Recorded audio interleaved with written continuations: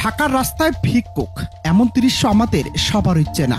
কিন্তু এবার সেই ভিক্ষুকদের মধ্যে এসেছে নতুন এক ট্রেন্ড। মানিব্যাগে নগদ টাকা না থাকলেও আর সমস্যা নেই, ভিক্ষুকরা এখন ভিক্ষা গ্রহণ করছেন ডিজিটাল মাধ্যমে। বিশ্বের বিভিন্ন দেশে ভিক্ষা দেওয়ার একাধিক ব্যবস্থা থাকলেও বাংলাদেশ কেবলই ক্যাশ টু ক্যাশ, মানে যাই দিবেন ক্যাশ দিবেন। আপনি কি জানেন এবার ঢাকার রাস্তায় পরিবর্তন এসেছে? ক্যাশ না থাকলেও ভিক্ষা দিতে পারবেন বিকাশ কিংবা নগদে।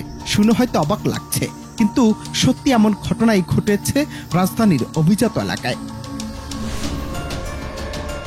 সম্প্রতি সামাজিক যোগাযোগ মাধ্যমে ভাইরাল হওয়া একটি পোস্টে দেখা যায়, অভিজাত এলাকা গুলশান এক নারী ভিক্ষা চাইতে এগিয়ে এলে যুবক জানান তার কাছে ক্যাশ টাকা নেই। সঙ্গে সঙ্গে ওই নারী হেসে বলেন, কোনো সমস্যা নেই, আমার বিকাশ আছে, তুমি বিকাশে দাও। ঘটনাটি মুহূর্তে চারদিকে ছড়িয়ে পড়ে। বিশ্বের বিভিন্ন দেশে ভিক্ষুকরা অনেক আগেই ডিজিটাল পদ্ধতিতে টাকা নিতে শুরু করেছেন। এবার সেই ধারাতেই যেন বাংলাদেশেও ঢুকে পড়ল।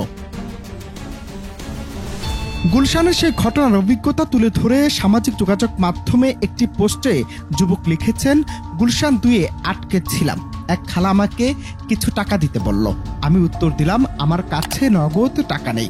সে আমাকে হাসি মুখে বলল যে তার বিকাশ আছে। আমি কিছুটা হতবাক ও অবাক হয়ে গেলাম।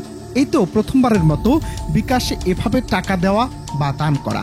এটা বাংলাদেশের মোবাইল আর্থিক ব্যবস্থা কত দ্রুত রূপান্তরিত হয়েছে তার একটি নিখুঁত উদাহরণ হতে পারে। এ ঘটনার পর অনেকেই সামাজিক মাধ্যমে লিখেছেন, এখন থেকে ভিক্ষা দেওয়ার আগে বিকাশ চার্জও যোগ করতে হবে নাকি? আবার কেউ মজা করে বলছেন, ভবিষ্যতে ভিক্ষুকদেরও হয়তো কিউআর কোড ঝুলতে দেখা যাবে গলায়। আবার অন্যদিকে কেউ কেউ বলছেন, ডিজিটাল দান চালু হওয়া মানে প্রযুক্তির প্রভাব এখন সমাজের প্রতিটি স্তরে পৌঁছে গেছে। তাহলে কি এবার ভিক্ষাবৃত্তিও হয়ে গেল স্মার্ট? নগদ টাকার যুগ পেরিয়ে ভিক্ষাতেও এলো ডিজিটাল রূপান্তর।